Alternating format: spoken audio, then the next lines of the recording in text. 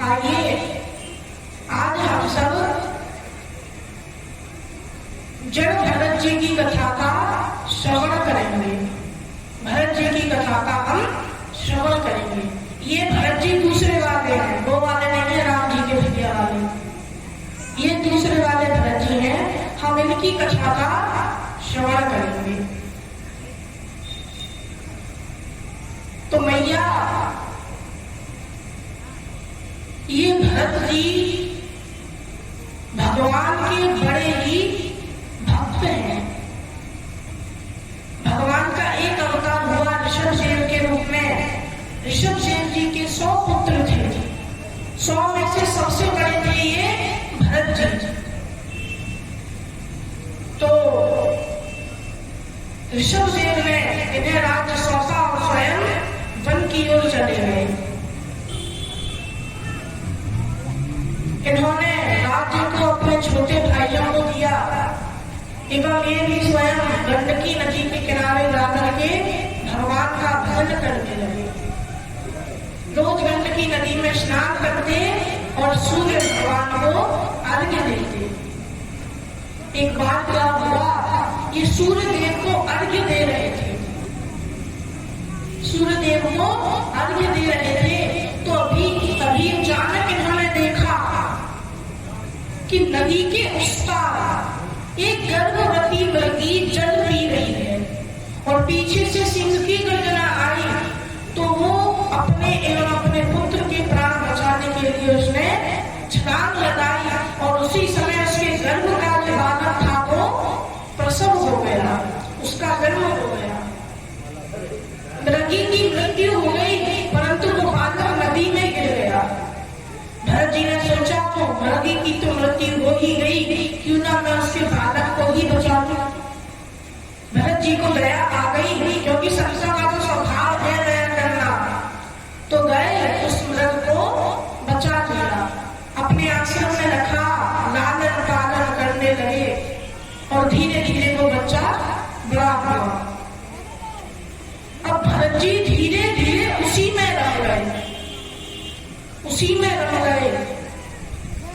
और धीरे धीरे माया की आसक्ति इतनी होती चली गई कि भगवान की पूजा अर्चना सब छोड़ दी, बस मृग की ही सेवा करने लगे। अब एक बार क्या हुआ, कई सारी मृगों का एक झुंड भरत जी के आश्रम के बाहर आया। उस बालक ने देखा, वो भी झुंड में मिल गया और उनके साथ चला गया। भरत जी ने सवेरे देखा तो मृग गायब है, चारों ओर ढूंढा, कहीं ना मिला। उसी का चिंतन करने लगे। भरत जी का अंतिम समय आ गया और मैया शास्त्र कहते हैं अंते यावती सावती, अर्थात अंतिम समय में जिसका चिंतन होगा अगले जन्म में वही बनोगे। तो अंतिम समय में किसका चिंतन हुआ, मृग का। अगले जन्म में भरत जी भी मृग बने, परंतु भगवान की आराधना की थी, इस कारण से मैं पूर्व जन्म का सारा जो उनका कर्म इत्यादि था वो उन्हें याद रहा।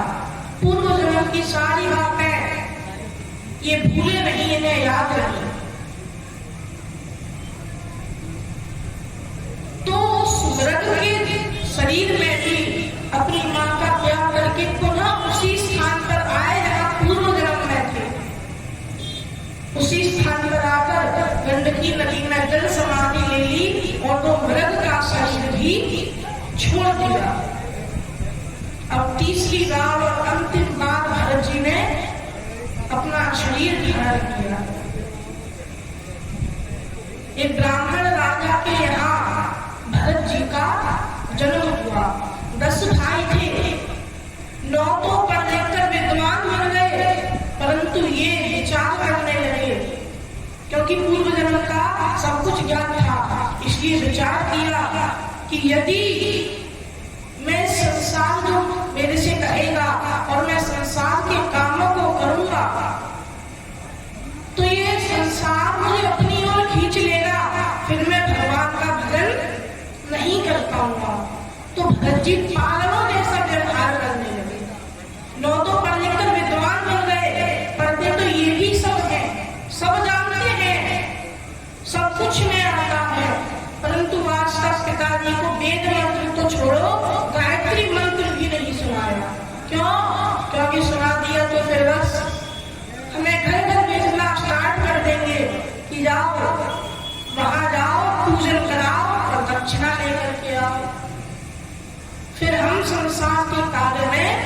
उलझ जाएंगे, इसलिए पागलों जैसा व्यवहार करने लगे।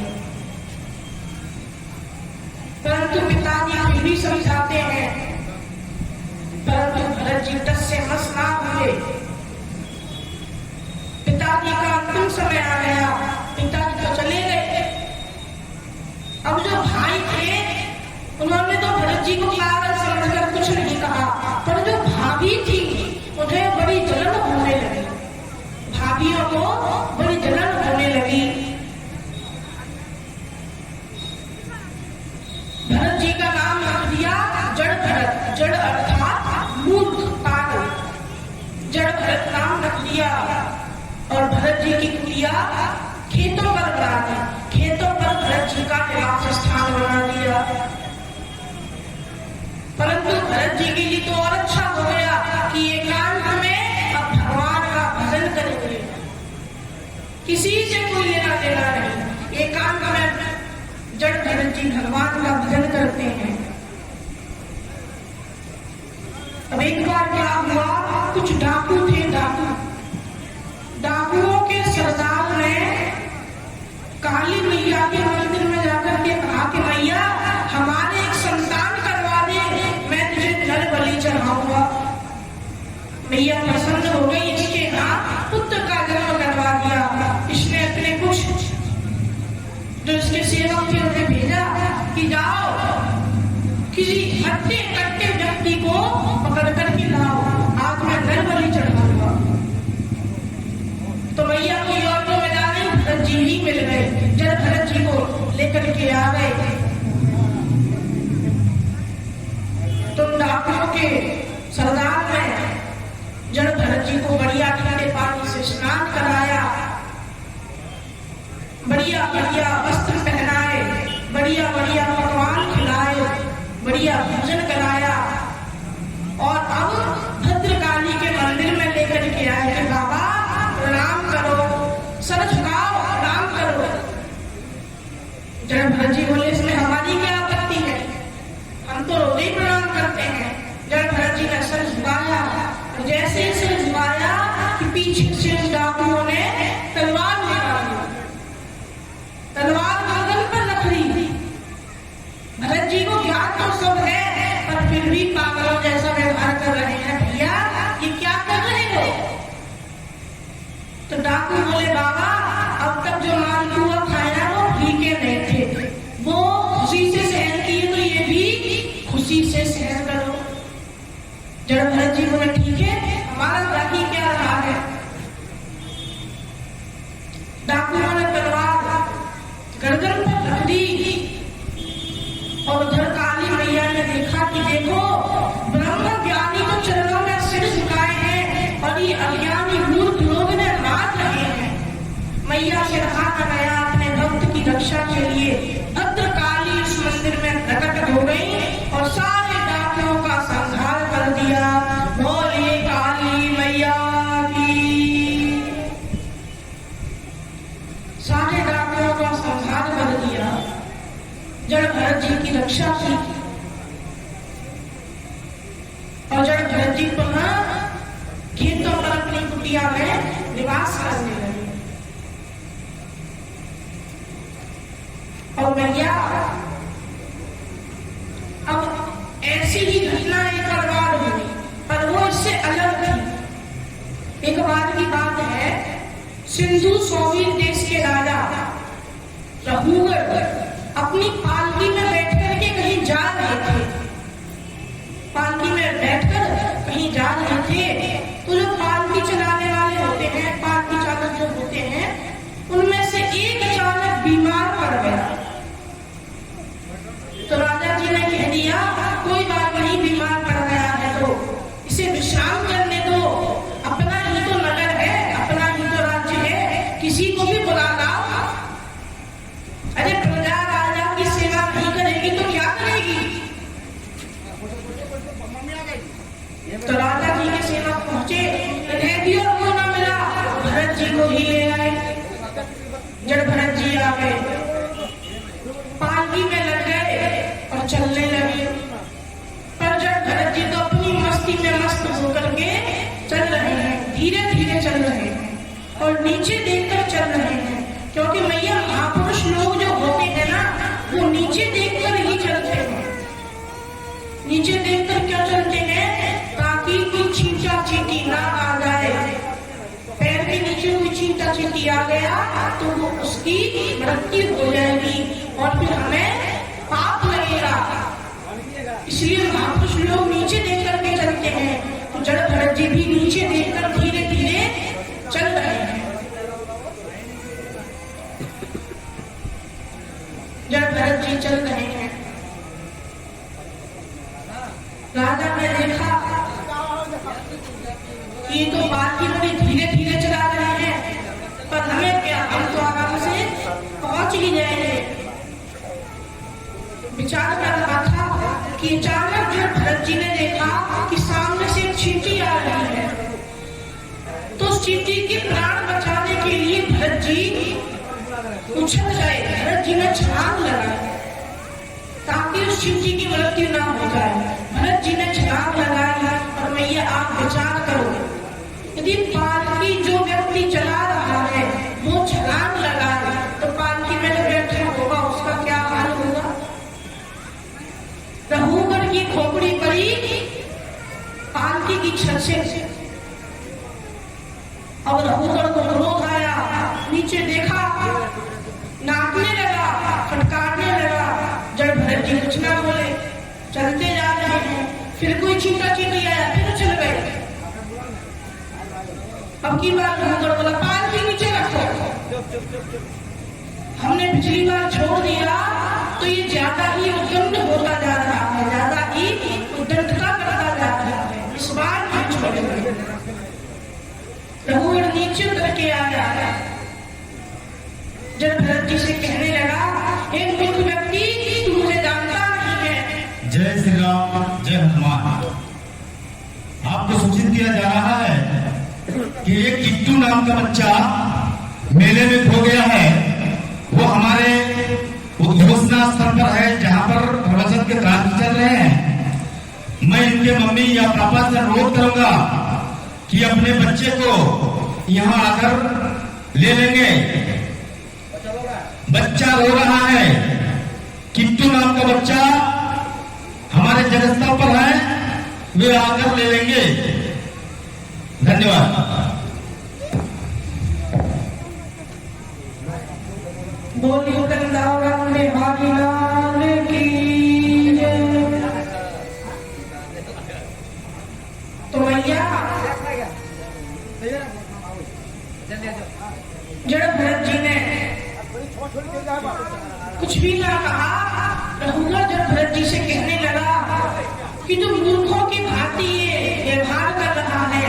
रुक, मैं तुझे दंड दूंगा। तू दंड का अधिकारी है, मैं तुझे दंड दूंगा। जड़ भरत जी ने विचार किया कि भैया ये तो बोले ही जा रहा है और इस तरह ये संत का अपमान करने से नरक में जाएगा। संत का अपमान करने से नरक में जाएगा और संत ने ही इसे अपने कंधे पर उठा रखा है। संत ने ही इसका बोझ अपने ऊपर ले रखा है। यदि इसका बोझ संत के ऊपर है और ये फिर भी संत के कारण ही नरक में गया तो फिर तो संतों की बदनामी होगी। तो जड़ भरत जी बोले, जीवन में पहली बार जड़ भरत जी बोले। बोलते तो तक थे ही, लेकिन पागलों की तरह बोलते थे। और आज जड़ भरत जी पहली बार बोल रहे हैं, कह रहे हैं वयोधिकम व्यक्ति अविप्रबद्धम। हे राजन, तुम किसे दंड देने की बात करते हो? तुम किसे मारने की बात करते हो?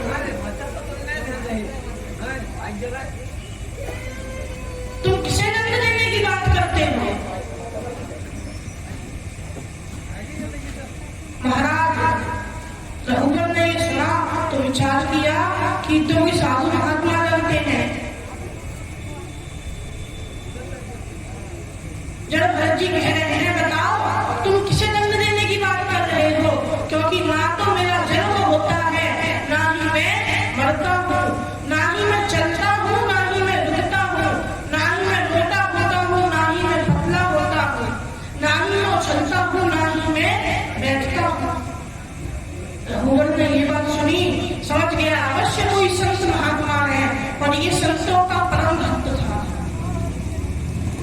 ये संतों का परम भक्त था। तुरंत भरत जी के चरणों में गिर गया। यज्ञ पवित्र कंधे पर देखा, समझ गया मेरा शक सही निकला कि ये सत्य में ब्राह्मण ही है, संत ही है। चरणों में गिर पड़ा भरत जी के, प्रणाम करके पूछा, हे साधु महाराज, मैं अब तक आपको पहचान ना पाया, पर मैं अब आपको पहचान गया। अब आप मुझ पर कृपा कीजिए और मेरे कुछ प्रश्नों का उत्तर दीजिए। जैसे आपने भी कहा, ना मैं मरता हूँ, ना मैं जीवित होता हूँ, ना ही मैं चलता हूँ, ना ही मैं रुकता हूँ, ना मैं मोटा होता हूँ, ना पतला होता हूँ। यदि आप ये सब नहीं करते तो कौन करता है? इतनी देर से आप ही तो मेरी पालकी को चला रहे हैं। जड़ भरत जी समझाते हैं कि देख, जन्म लेना और मरना, चलना रुकना इत्यादि ये सब जो भी गतिविधियां, जो भी कार्य है ना, ये सब कार्य इस शरीर के हैं। आत्मा में इनमें से कोई भी द्वंद घटित नहीं होता और मैं वही आत्मा हूं। यदि कोई मनुष्य सत्य को जान ले तो वो भव से पार हो जाएगा। क्यों? क्योंकि आत्मा ही परमात्मा है। ईश्वर अंश जीव अविनाशी, आत्मा ही परमात्मा है। जड़ भरत जी समझाते हैं भूगोल को, कहते हैं कि हाँ, ये चलना फिरना, रुकना बैठना इत्यादि जो कार्य है वो सब शरीर के कार्य है, शरीर की गतिविधियां हैं। आत्मा में इनमें से कोई भी कार्य घटित नहीं होता, कोई द्वंद घटित नहीं होता। इसलिए पहली बार तुम इस भ्रम से निकल जाओ। जब भरत जी बड़ा सुंदर उपदेश भूगोल को देते हैं, बड़ा सुंदर उपदेश भूगोल को देते हैं। और मैया कहते हैं भरत जी, क्या भूगोल, तुम इस बंद से निकल जाओ कि मैं जन्म लेता हूँ, मेरी एक दिन मृत्यु भी होनी है। नहीं, तुम तो अजर हो, अमर हो, क्योंकि तुम आत्मा हो। क्योंकि तुम आत्मा हो और आत्मा कभी भी नहीं मरती। मरता है ये शरीर, मरता है, आत्मा कभी भी नहीं मरती। जब भरत जी रघुगण को समझा रहे हैं कि दुख सुख जो भी घटित होता है वो सब इस शरीर में ही घटित होता है। और मैया यदि सबसे बात बताए ना, तो व्यक्ति उतना दुखी अपने दुख से नहीं है जितना कि दूसरे के सुख से है। क्यों? अरे भैया देखो, हम 5 साल से एक ही गाड़ी चला रहे हैं और पड़ोसी को देखो 5 साल में 5 गाड़ियां बदल गई। तो ये दुख ज्यादा है। ये दुख नहीं कि हमारी एक गाड़ी है, इसकी सर्विस करवा रहे, रेंटिंग पेंटिंग करवा रहे, इसका दुख नहीं। दुख इस बात का है कि पड़ोसी ने 5 साल में 5 गाड़ी कैसे बदल ली, हम 5 साल में 2 गाड़ी भी नहीं बदल पाए, एक ही गाड़ी चला रहे हैं। तो व्यक्ति उतना दुखी अपने दुख से नहीं जितना दुखी पड़ोसी के सुख से है, दूसरे के सुख से है। और मैया ध्यान रखना, पड़ोसी के देखा देखी कभी काम मत करना, उसमें बहुत गड़बड़ हो सकती है, उसमें बहुत गड़बड़ हो सकती है। एक बार क्या हुआ, जैसे अभी गर्मी चल रही है, भयंकर गर्मी पड़ रही है, वैसे ही एक बार गर्मियों की ही बात है। एक व्यक्ति के यहाँ अचानक उसके गुरुजी आ गए। अब गर्मी में बड़ी दूर से गुरुजी आए तो बेचारे गुरुजी पूरे पसीने से लथपथ। शिष्य ने देखा तो समझ गया कि गुरुजी की सेवा करो, गुरुजी इस वक्त कष्ट में है, वो कष्ट से निवृत्ति पालेंगे तो अवश्य वो मुझे कुछ ना कुछ आशीर्वाद देंगे।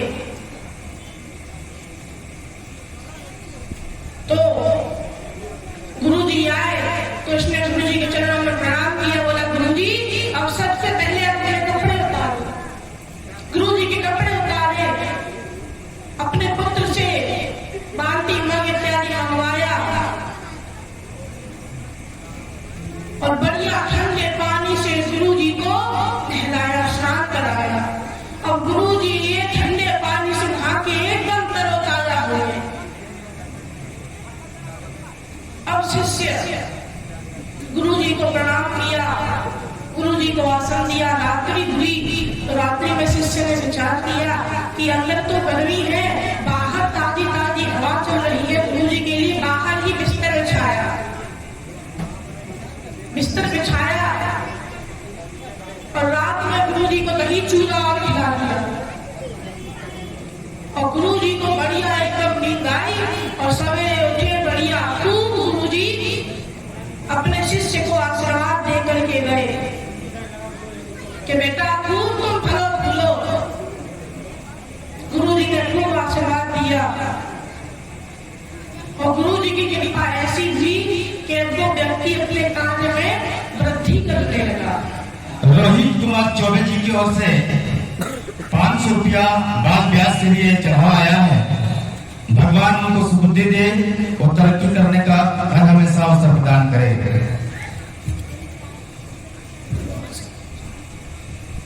तो अब वो व्यक्ति अपने कार्य में व्यापार में वृद्धि करने लगा।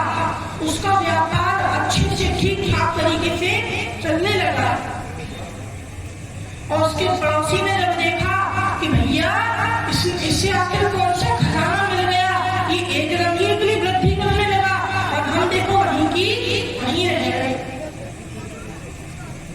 इसने अपने पड़ोसी से पूछा, पड़ोसी तो सत्य बोलता था, उसने सारी बात बताई कि ज्यादा कुछ नहीं, एक दिन मेरे गुरु जी आए थे, मैंने ऐसे ऐसे बढ़िया स्नान कराया, बढ़िया भोजन कराया और गुरु जी प्रसन्न हो गए, आशीर्वाद देकर गए और बस तभी से मेरा व्यापार ठीक ठाक चलने लगा। अब इसने भी अपने गुरु जी को बुलाया, गुरु जी आए। अच्छा भैया हुआ क्या था, उनके जो गुरु जी आए थे वो तो आए थे जेठ में भयंकर गर्मी में और इसके पहुंच गए माघ में, सर्दियों में पहुंच गए। और जैसा जैसा उसने किया वैसा ही वैसा इसने भी किया। सर्दी में गुरु जी आए, कंबल कंबल ओढ़े। अभी गुरु जी जैसे ही आए तो ये बोला, गुरु जी कपड़ा उतारो। और गुरु जी की हिम्मत ना हो सर्दी में कपड़ा उतारने की, जबरदस्ती उतारा। पुत्र को आदेश दिया, बाल्टी लेकर के आया, बढ़िया 10 ठंडे पानी की बाल्टी से गुरु जी को नहला दिया। और ये गुरु जी ठंड के मारे एकदम सिकुड़ गए गुरु जी। और रात्रि में गुरु जी को बाहर और सुला दिया, अंदर भी नहीं ले गया, बाहर और सुला दिया। गुरु जी ठंड के मारे और ज्यादा। और रात्रि में ही शिष्य को सोता हुआ छोड़कर गुरु जी तो भाग गए, चले गए। और सवेरे जब उठा गुरु जी को प्रणाम करने आया कि अब मैं भी आशीर्वाद ले लूं, मेरे भी व्यापार में वृद्धि होगी, तो देखा कि गुरु जी गायब हो गए। गुरु जी गायब हो गए। इसका व्यापार जो चल रहा था वो और कम होने लगा। तो भैया पड़ोसी के देखा देखी भी काम नहीं करना चाहिए। लेकिन आजकल हम लोगों का सबसे पहला दुख, सबसे बड़ा दुख यही है कि आखिर हमारा पड़ोसी, हमारा सामने वाला क्यों सुखी है और हम क्यों दुखी हैं। हम क्यों दुखी हैं और पड़ोसी क्यों सुखी हैं। हम लोग माया को ज्यादा भजते हैं पर भगवान को नहीं भजते। कहते हैं कि माया को सब कोई भरे पर माधव भरे न कोई, और जो कला पे माधव भरे तो माया दासी होए। हम लोग क्या करते हैं, हम माया को भजते हैं, हम माया को भजते हैं परंतु भगवान को नहीं भजते, भगवान की कथाओं का श्रवण नहीं करते। और यदि हमने भगवान की कथाओं का श्रवण किया, भगवान में मन लगाया, तो फिर हम जिस माया को भजते थे, जिस माया के लिए पीछे भागते थे, दिन रात पसीना बहाते थे, वो माया स्वयं दासी बन जाएगी। वो माया स्वयं दासी बन जाएंगी। हम लोग करता ही उल्टे हैं। हम लोग क्या करते हैं, पदार्थ को भगवान को चढ़ाते हैं और प्रेम संसार के लोगों से करते हैं। पदार्थ भगवान को चढ़ाते हैं, प्रेम संसार के लोगों से करते हैं। भगवान से कहते हैं, प्रभु मैं आपको 1100 रुपया चढ़ाऊंगा, बस आप मेरी 50,000 की लॉटरी लगवा दो। बताओ, भगवान 50,000 की लॉटरी लगवाए और तुम उन्हें से 1100 ही चढ़ाओ, 10% भी नहीं चढ़ाओ। मैया कहते हैं, तन पवित्र सेवा किए और धन पवित्र कर दान।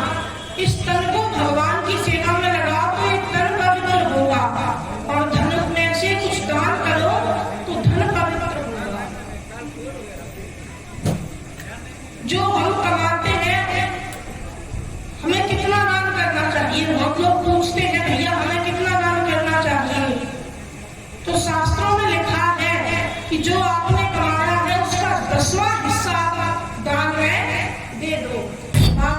बाकी जो आपका है उसे अपने आर्थिक खर्च में खर्च करो। 10वां हिस्सा दान करो या उससे कुछ धार्मिक कार्यक्रम करवाओ। यदि दान नहीं करना तो कुछ धार्मिक कार्यक्रम करवाओ।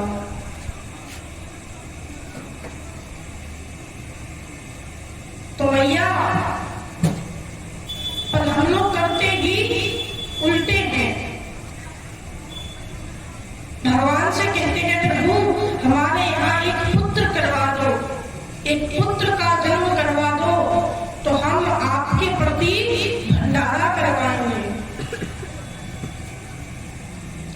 तो हम आपके प्रति भंडारा करवाएंगे। पहले प्रभु आप करो तब हम करवाएंगे।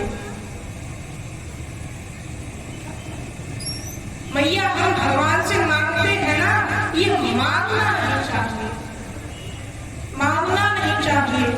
हो सकता है भगवान ने सोच रखा हो कि मैं इस भक्त को 1 लाख की लॉटरी लगवाऊंगा। भगवान ने सोच रखा हो कि मैं इस भक्त को 1 लाख की लॉटरी लगवाऊंगा। आप मंदिर में गए, प्रभु मेरे 10,000 की लॉटरी लगवा दो, मेरा काम बन जाए, मुझे 10,000 कैसे भी करके मिल जाए। तो बताओ, घाटा तुम्हारा हुआ है भगवान का? घाटे में तो तुम गए ना। भगवान ने तो सोचा था 1 लाख दूंगा, पर इसने पूरी 10,000 मांग ली, तो मैं क्या करूं? 90,000 के घाटे में चले गए। इसलिए मांगो मत। क्या पता आपने जो मांगा है भगवान ने आपके लिए उससे कई गुना ज्यादा सोच के रखा हो। इसलिए कभी मांगो मत।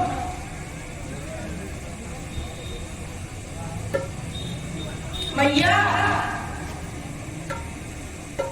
मृत्यु के बाद संसार से कुछ भी साथ नहीं जाना है, कुछ भी साथ नहीं जाना है। इसलिए जो भी करना है सब यही करके आगे चले जाओ। जो जाएगा वो है आपके किए हुए अच्छे और बुरे कर्म। इसलिए जो बुरे कर्म है उन्हें तो अपने पास रखो, और जो अच्छे कर्म है उन्हें भगवान को समर्पित कर दो। जो आपने पुण्य कमाया है वो भगवान को समर्पित कर दो। मान लो आपने जीवन में 100 ग्राम पुण्य किया है और 200 ग्राम पाप किया है, दुगना पाप किया है और उससे आधा पुण्य किया है।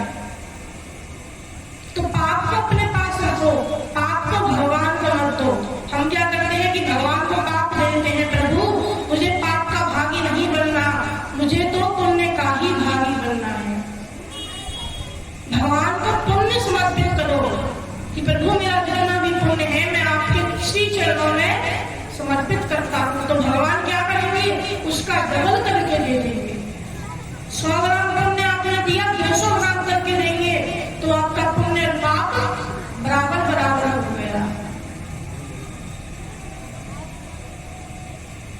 इसलिए जो भी अच्छे कर्म हो उन्हें भगवान को समर्पित करो। जब भरत जी रघुवर को बड़ा ही सुंदर उपदेश दे रहे हैं, कह रहे हैं रघुवर